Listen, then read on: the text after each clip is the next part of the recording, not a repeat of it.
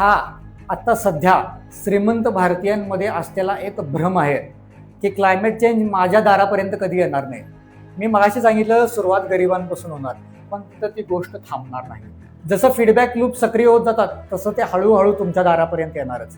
आता विचार करा, तुम्ही घरात बसून काहीतरी आहे Zomato, Swiggy, what ever food delivery items असतील, डिलिव्हरीवाले तुम्ही वगैरे मागवताय.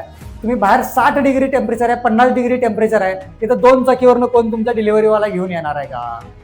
शक्यच नाही आहे. तुम्हाला काय वाटतं 60 डिग्रीवरती तुमची ही सगळी टेक्नॉलॉजी, कुठली तरी टेक्नॉलॉजी याच्यामधली काम करणार आहे का? पण ठीक आहे, एसी खराब झाला तुमचा समजा, ते एसीचं रिपेअर करायला कोण येणार? ते बाहेर वायरी आहे, तुमच्या घराच्या बाहेरच्या वायरी, त्या वायरी 60 डिग्रीमध्ये काम करणार आहेत, 50 डिग्रीमध्ये काम करणार आहेत? नाही. आज तुम्ही मला सांगा, आज सहारा डेझर्टच्या मध्ये किती लोक आहेत राहायला? लगभग शून्य.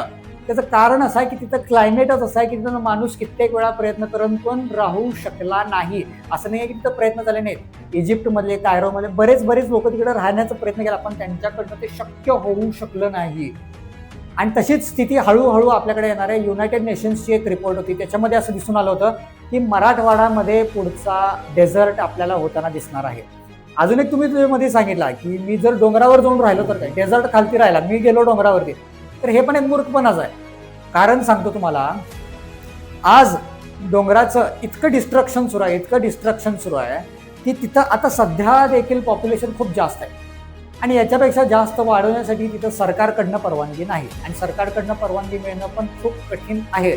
त्यातनं पण समजा जर सरकारनं परवानगी दिली तर तुम्हाला काय वाटतं की जे माउंटन रेंजेस वगैरे आहेत तिथं काय तिथले क्लायमेटचे डिझास्टर्स नाही आहेत. लँडस्लाईड्सचं प्रमाण किती वाढू शकते. तुम्ही कन्स्ट्रक्शन करणार, त्यातनं hundreds of tons carbon emit होत आहे. त्याच्याबद्दल काय, तुम्ही अजून फीडबॅक सायकल वाढवण्याचंच काम करताय. तर त्याच्या पुढं पण जाऊन चला.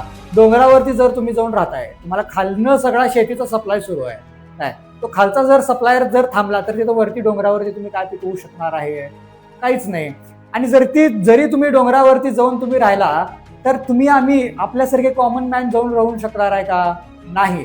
आज जरी आपण तिथं डोंगरावरती गेलो तर आज देखील आपल्याला तिथं जमीन घेणं कठीण आहे. आणि क्लायमेट चेंजच्या काळामध्ये ज्यावेळेस तिथं जमीन एकदम कमी उपलब्ध आहे, तिथं त्या जमिनीची बोली काय लेवलला लागू शकते तुम्ही विचार करा.